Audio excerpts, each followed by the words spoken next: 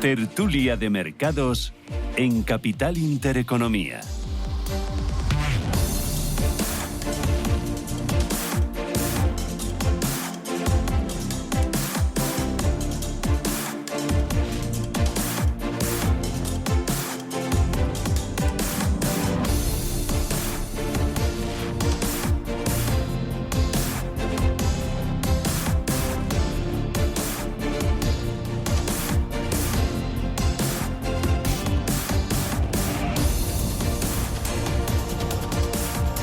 Arranca nuestra tertulia de mercados financieros. Hoy me acompaña Romualdo Trancho. Romualdo, ¿qué tal? Muy buenos días. Bienvenido. Desde Allianz Global Investors. ¿Qué tal los Reyes Magos? Muy bien, cuando se es bueno no suele haber problema. El resto no sé, pero muy bien, adiós, gracias. ¿Ha sido bueno durante 2023? He intentado ser bueno, sí. Pues no tienes cara de bueno, todo hay que decirlo. Eso dice mi madre. Sí. Bueno. Patricia Arriaga, ¿qué tal? Buenos días, feliz año. Buenos días, Susana, feliz año. ¿Qué tal los Reyes por tu casa? Bueno, poca cosa, la verdad. Me han dado una de carbón, pues no sé por qué, porque yo también he creído que he sido buena, pero ya sabes que aquí lo que uno cree, luego la percepción de los Reyes es distinta.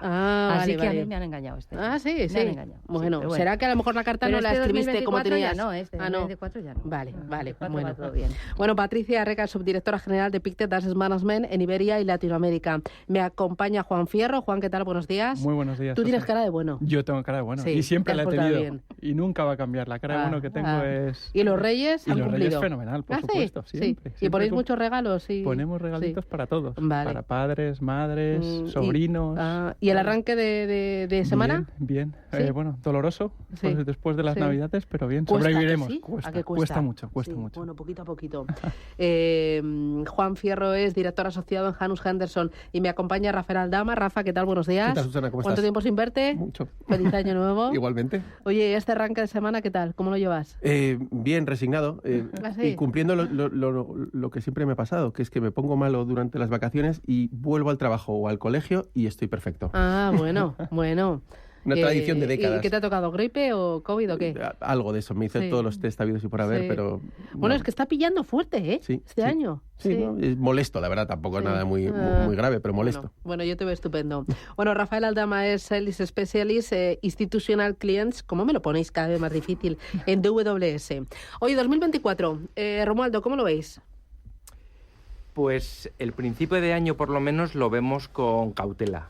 Yo creo que pensamos que el mercado está siendo a veces demasiado complaciente con las dos variables claves que van a marcar la evolución de los mercados financieros, que es crecimiento y tipos de interés. El crecimiento, nuestro escenario central sigue siendo en Estados Unidos recesión, una recesión técnica, no una gran recesión, pero es una recesión técnica.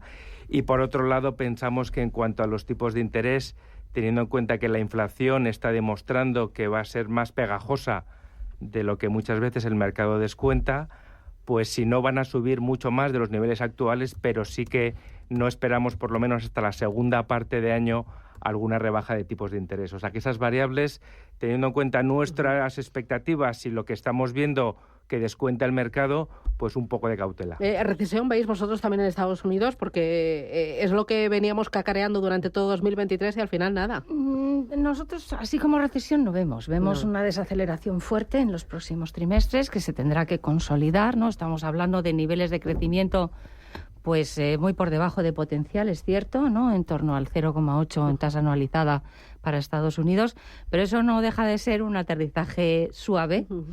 Y el problema es lidiar ese escenario económico, como decía Romualdo, ¿no? Es decir, estamos hablando de una desaceleración económica y tipos de interés todavía altos, tipos de interés reales altos.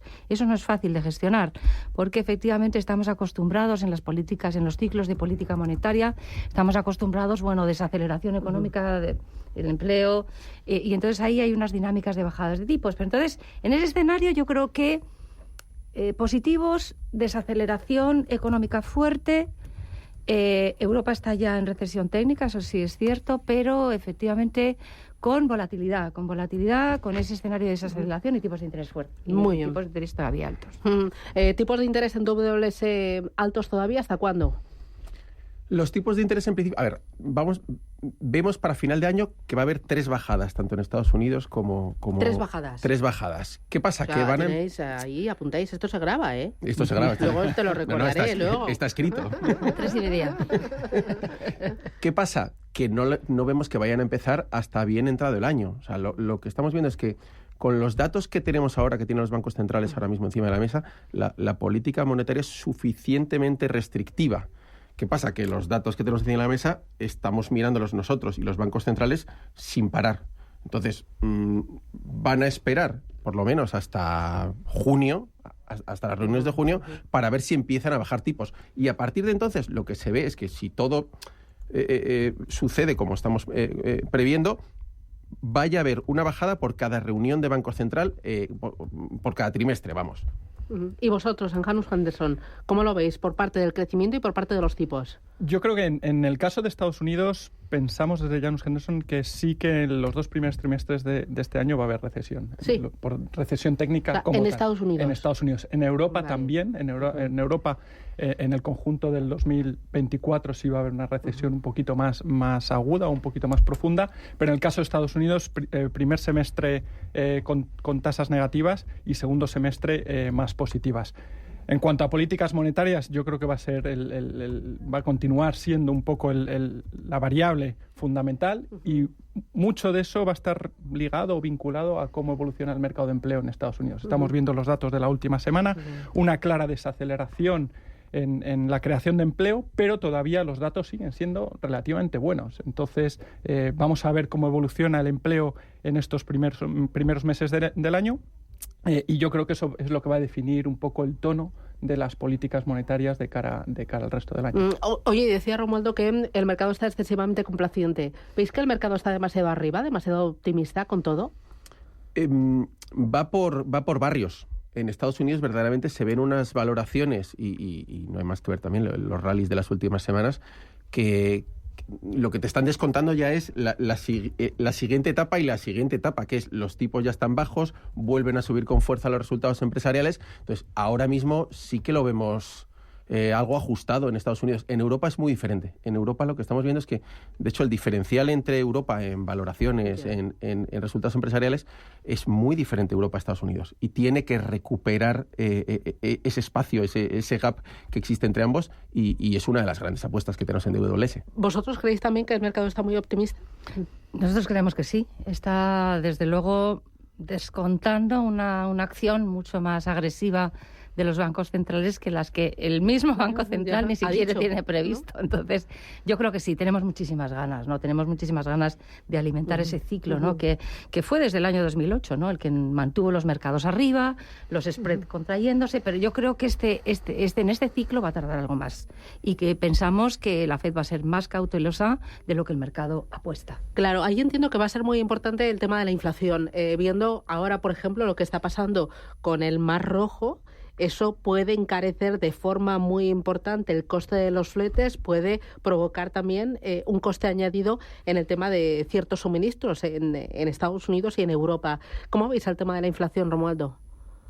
Pues el tema de la inflación, lo que estamos viendo es desde 2 puntos de vista. El primer punto de vista, claramente por la manera en la que se calcula el efecto base, sí estamos viendo pues una caída, aunque el último dato que conocimos, Eurozona, la semana pasada llegó un pequeño repunte, creo que era el 2.9%, pero en el medio plazo es no solamente esa variable de globalización, sino cosas como demografía, la descarbonización, que efectivamente lo que esperamos es que la inflación esté por encima de esos niveles donde los bancos centrales se sienten cómodos. Ese objetivo famoso del 2%, nuestras previsiones para los próximos 2-3 años es que va a estar por encima, y que, por lo tanto, volviendo otra vez, hilando con la política monetaria, por eso va a nacer que los tipos de interés pues van a estar más elevados de lo que el mercado descuenta.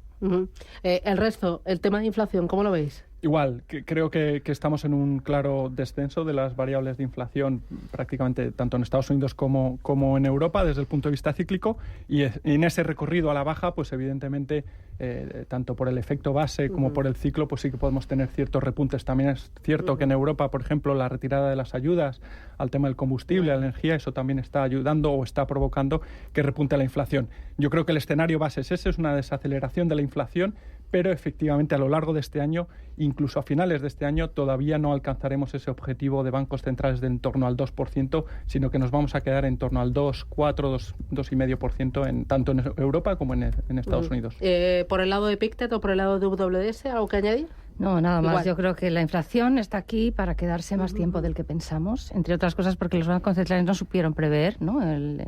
Digamos, la subida de inflación que hubo el año pasado, y yo creo que eso les va a obligar a ganar credibilidad y, por lo tanto, a mantener políticas monetarias algo más restrictivas durante más tiempo. Por nuestro lado, quizás somos un poco más pesimistas que Janus. Nosotros vemos una inflación en torno al 2,8, 2,9 a final del 2024. Y sobre todo estamos muy atentos a la inflación subyacente, que es la que más volatilidad puede aportar por la vía de los precios energéticos, y que sigue demasiado alta.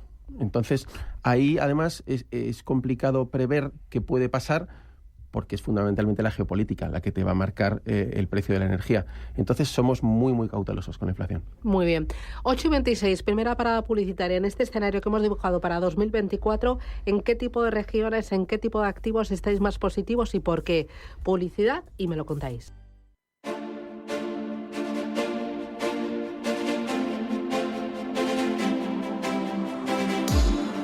Tertulia de mercados en Capital Intereconomía. Tertulia de mercados aquí en Radio Intereconomía con Janus Henderson, con DWS, con Allianz Global Investors y con Pictet Asset Management. Oye, en este escenario, empiezo por DWS. ¿En qué activos, en qué regiones estáis más positivos? Sin duda más en Europa que en Estados Unidos, y tanto en renta fija como en renta variable. ¿Por qué? Lo que decía antes, la verdad que las valoraciones en renta variable nos están pareciendo más ajustadas en Estados Unidos, y el gap que hay entre Estados Unidos y Europa tiene que cerrarse. Concretamente en Europa nos gustan las pequeñas y medianas empresas, si bien se van a despertar porque les está costando. Les está costando, pero la teoría es que con el entorno que tenemos ahora mismo, a lo largo del año, en cuanto se vea un pequeño catalizador de reactivación económica, deberían tirar, porque es que además se están quedando muy, muy atrás, y es una de nuestras grandes apuestas. ¿Vosotros más positivos también en Europa por la parte de renta variable? La verdad es que la aproximación que tenemos no es tanto geográfica, porque al final donde las compañías están listadas no deja de ser muchas veces una anécdota, sino que lo que más buscamos son características concretas teniendo en cuenta el entorno actual y las expectativas que tenemos. ¿Qué es lo que nos gusta a las compañías? Pues buscamos compañías que tengan solidez en el balance, generación de flujos de caja, poder de fijación de precios, que en este entorno que preveemos para los próximos años de elevada inflación sean capaces de poder elevar el precio de sus productos y sus servicios para mantener el margen. Y un tema muy importante y que muchas veces también pensamos que el mercado no tiene en cuenta, que es la deuda. Compañía poco endeudada. Las condiciones financieras van a ser más exigentes, ya lo están siendo de lo que han sido en los últimos años, y por lo tanto aquellas compañías que tengan que refinanciar esa deuda, pues no todas van a ser capaces, y por lo tanto la característica de poca deuda en las compañías pensamos que es, independientemente de dónde estén cotizando, es una variable clave. ¿A vosotros la región tampoco os importa? No, sí nos importa, nos importa mucho, además, ¿no? Porque eso es lo que te da valor relativo, es decir, con respecto a una asignación global, tanto en bonos como en acciones. Es verdad que coincidimos con Romualdo en el sentido de que queremos acciones de calidad. Eso, lo que los parámetros que ha definido es quality, ¿no? Pero calidad, acciones. Os ponéis a veces muy, no sé cómo decirlo, muy cabezotas con el tema de la calidad. ¿Quién no quiere calidad en una cartera? ¿Quién no quiere calidad en su vida? Depende del momento del mercado y las valoraciones de mercado. Es decir, que cuando hay un momento de inflexión o ha bajado mucho el mercado, digamos, el mercado sube todo. Y lo que más sube es lo malo, lo que más ha caído, ¿vale? Entonces, en este entorno donde vemos efectivamente una desaceleración económica, tipos de interés altos, efectivamente por ese punto de la deuda, es fundamental el enfoque hacia esas compañías de calidad. Y las preferimos, bueno, a nivel global, pero las preferimos sobre todo en Europa también, y también como acciones de calidad Satélite, Japón y acciones suizas. Y luego, pues renta fija, obviamente más en Estados Unidos, ¿no? Por el diferencial de valoraciones entre renta fija y renta variable en estos momentos. Y también como algo más diferenciador, renta fija emergente, porque pensamos que en moneda local, porque pensamos que hay esas dinámicas de que el dólar quizá pueda desacelerarse un poquito este año, digamos, devaluarse, porque es una divisa muy cara.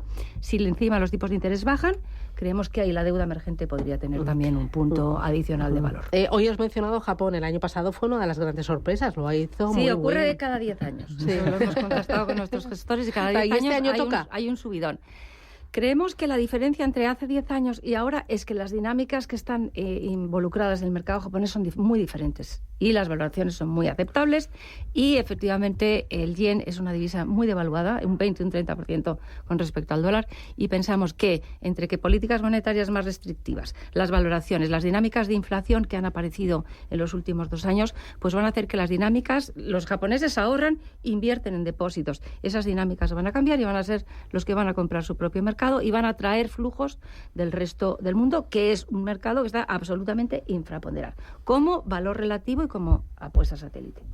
Estados Unidos, Europa, ¿las regiones no importan? Las regiones importan, sí, desde nuestro punto de vista, también. pero vamos, comparto con mis compañeros la definición. Yo creo este año, igual que el año pasado, la cuestión o la variable de calidad, en su sentido un poquito más amplio, pero concretamente en el tema de la gestión de la deuda, las necesidades de refinanciación que van a tener las compañías en los próximos trimestres, creo que va a ser algo muy, muy relevante. Por regiones, creemos nuevamente Europa vuelve a ser este año, y el año pasado lo dijimos, y yo creo que no nos equivocamos hasta cierto punto. Europa, por valoraciones y porque descuenta ya un escenario relativamente negativo, nos gusta. Hay que recordar que Europa este año, la apreciación de la renta variable en Europa ha sido cerca de un 16, un 17%. En Estados Unidos hemos tenido un 20 y tantos, pero si descontamos o quitamos el efecto de las 7 magníficas, estas que denominan las grandes tecnológicas, el efecto de rentabilidad no ha sido mejor que el de Europa. Por lo tanto, Europa por valoraciones sí, renta fija evidentemente también creemos que sigue siendo un activo que ofrece valor.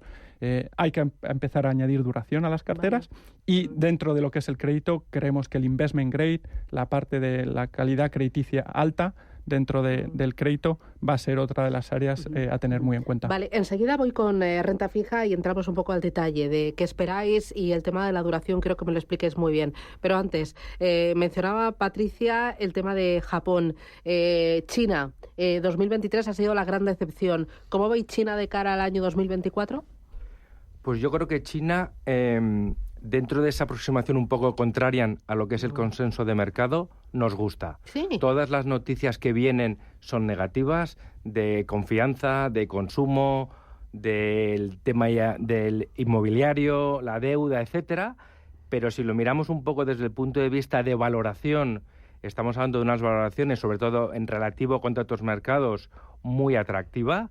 Si vemos desde el tema de flujos, ya poco a poco vuelven otra vez los flujos internacionales a entrar en renta variable china, y que entrar en este tipo de sitios donde todo el mundo está muy negativo, para la parte, como comentaba Patricia, también satélite de las carteras, pensamos que es una idea interesante a tener en cuenta para este 2024. Bueno, sabes que no hay que llevarle la contraria al mercado, ¿no? A veces sí. Es uno de los grandes, a veces sí. Y sobre todo en el caso de China, porque hablamos antes de renta variable, lo bueno, o una de las características que tienen las compañías chinas, sobre todo las que se conocen como las acciones A, las domésticas, es que el 90% de sus clientes, de su producción, de su cadena de suministro es local.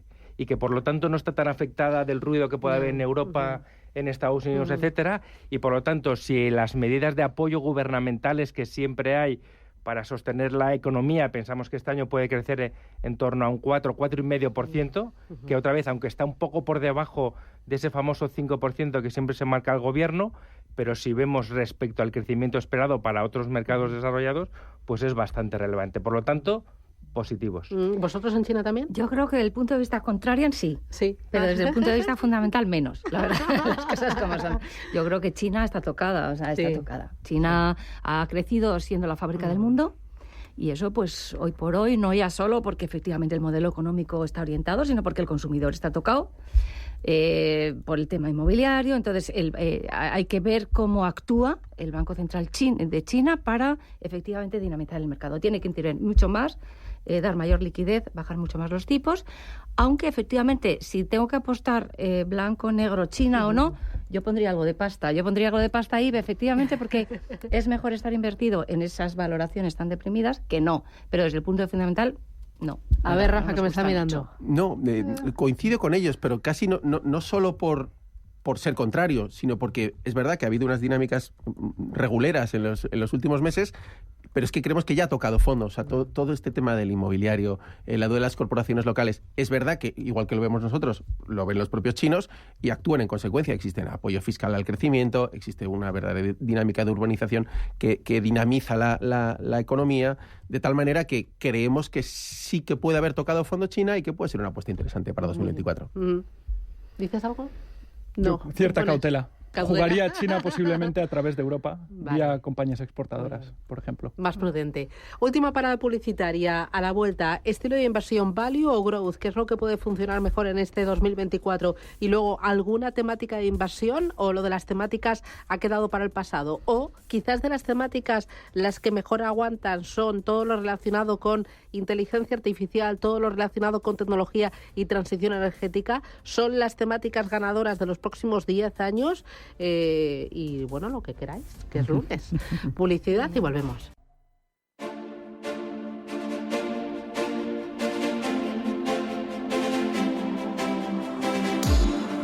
Tertulia de mercados en Capital Intereconomía.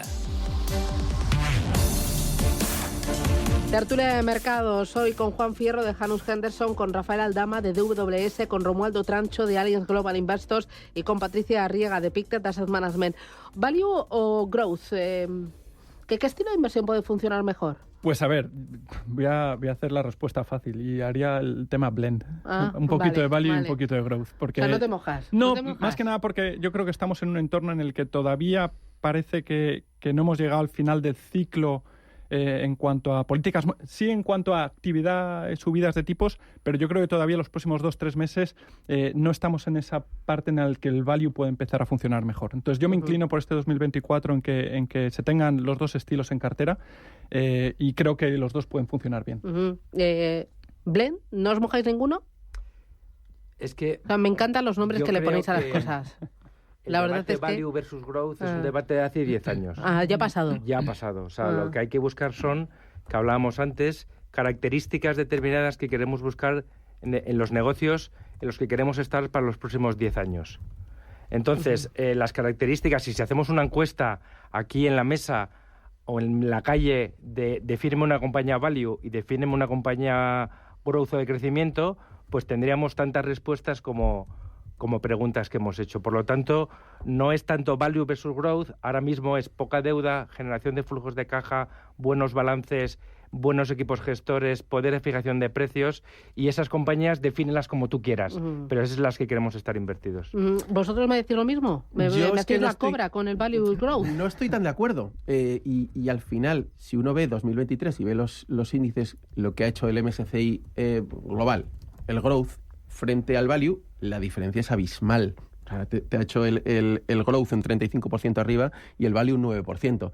Que a lo mejor el debate intelectual es interpretable y los matices, ya, pero un 35 frente a un 9. Y en Estados Unidos incluso más, un 40 y pico, si no me equivoco, un 46 frente a un 6% tengo aquí. Entonces, cuando ves esas diferencias tan grandes, sí que te preguntas, oye, ¿me voy más hacia un estilo o hacia otro? ¿Qué pasa? Que creemos que va a haber una vuelta a la normalidad, un 46 frente a un 6% en Estados Unidos, debería volver a cerrarse ese gap. Lo decíamos antes, por zonas geográficas, pues creemos que también por estilos favoreceríamos más el value porque tiene que deshacer un poco esa diferencia que hay frente al growth. ¿Patricia?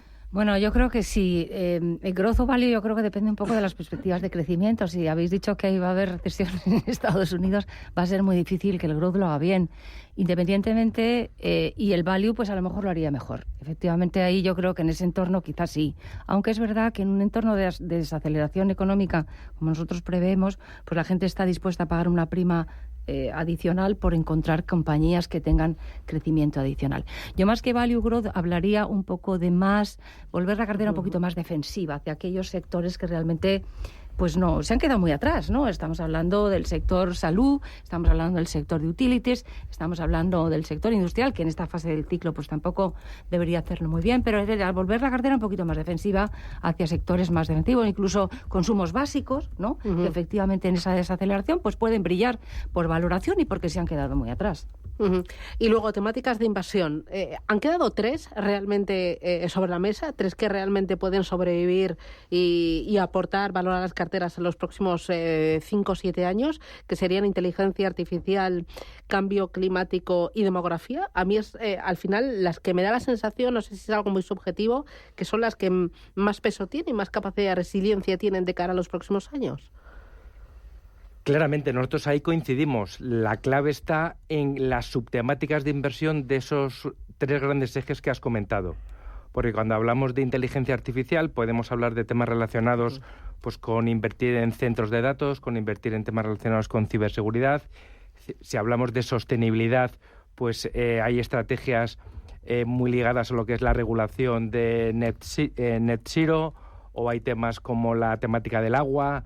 O sea, que teniendo en cuenta esos 3 grandes ejes, lo que tenemos que tener en cuenta es qué subtemáticas de inversión tienen sentido. Las subtemáticas de inversión y también los 3 grandes ejes, un tema a considerar muy importante es que aun en el medio y largo plazo sean temáticas ganadoras, no significa que en todo momento sean temáticas invertibles en el corto plazo. Y que por lo tanto ahí tenemos que tener la agilidad suficiente para poder ir moviéndonos entre las diferentes subtemáticas. A ver, explícame esto de temáticas ganadoras pero no invertibles en el corto plazo. Si son ganadores, son invertibles siempre. Te pongo un ejemplo con la robótica. A ver. La robótica, todo el mundo ve claro que es una temática de inversión ganadora y que por lo tanto debería de invertir en aquellas empresas que, por ejemplo, fabrican robots. Nosotros en su momento hablamos con las compañías fabricantes de coches y te decían claramente vamos a apostar por los robots en las cadenas de producción y vamos a invertir en los próximos 2-3 años una cantidad importante de millones. Cuando te reunías con las mismas compañías pasadas esos 3 años, te decían que efectivamente habían realizado esas inversiones, que estaban encantados con la ganancia en eficiencia, en la reducción de costes, pero que los próximos 3 años no iban a invertir más. Por lo tanto, es el momento a lo mejor de levantar un poco el pie de la aceleración de la temática de robótica y volver en su momento cuando el ciclo relacionado con la compra de robots pues vuelva otra vez a... ¿Vosotros cómo lo veis? Que sois una casa especializada en temáticas. Bueno, nosotros exactamente vemos, coincidimos ahí, hay temáticas de inversión secular. Uno es la robótica, la inteligencia artificial. ¿Por qué? Pues porque además ahora es una temática que está muy apoyada por la regulación. Ten en cuenta que hablábamos antes de China. China, efectivamente vamos a empezar, después de la pandemia, a fabricar todo no en China, sino en países satélites o incluso en nuestros propios mercados. Para eso se necesita mucha mano de obra y también mucha mano de obra técnica que se van a suplantar con robots. Por lo tanto, esa regulación, estamos hablando de regulación en Estados Unidos, apoyo financiero a todo lo que es la implantación de inteligencia artificial, medidas de seguridad y, digamos, transición energética, ¿no? Energías limpias, coche eléctrico, todo eso está soportado por fondos y por regulación y por lo tanto, independientemente de que el corto plazo puedan parecer caras, en el largo plazo están soportadas. Nosotros estamos de acuerdo, sin duda, esas tendencias seculares, como decía Patricia, están ahí. Sin embargo, también añadiríamos alguna otra. Hicimos un informe en DWS finales de noviembre, principios de diciembre, en el que a lo mejor la mitad de las 10 temáticas que se proponían para 2024 estaban relacionadas con estos temas, pero se añadían algunas nuevas, que hemos citado, por ejemplo, aquí, las criptomonedas, la vuelta del real estate, si es el momento de Asia-Pacífico a lo largo del año. Habría otras 3 o 4 temáticas que podrían añadirse a estas, de las que prácticamente estamos todos alineados. Juan, ¿algo que añadir? No, nosotros muy positivos en la parte demográfica, en el sector salud. También lo dijimos el año pasado, pero creemos, aparte de las cuestiones demográficas, envejecimiento de la población, crecimiento de las clases medias, etcétera, etcétera, toda la innovación que estamos viendo en el sector de la biotecnología, el sector salud, sobre todo a raíz de que se descifró el genoma humano, es muy evidente. Y ligado todo esto al ciclo económico, el sector farmacéutico generalmente en un entorno de desaceleración suelen tener ingresos más recurrentes, las farmacéuticas. Por lo tanto, para este 2024 el sector salud nos gusta. Chicos, que os veo en forma, os veo con las pilas cargadas, a pesar de ser un lunes ahí un poco de poner los pies en la tierra, ¿no? Y en la realidad. Desde Janus Henderson, Juan Fierro, desde DWS, Rafael Aldama, desde Allianz Global Investor, Romualdo Trancho y desde Pictet Asset Management, Patricia Arriaga, un auténtico placer. Gracias por comenzar 2024 aquí en Capital Intereconomía. Gracias por las ideas y a por el lunes. ¡Feliz semana! Abrigaos, ya habéis venido. Un abrazo. Gracias. Adiós.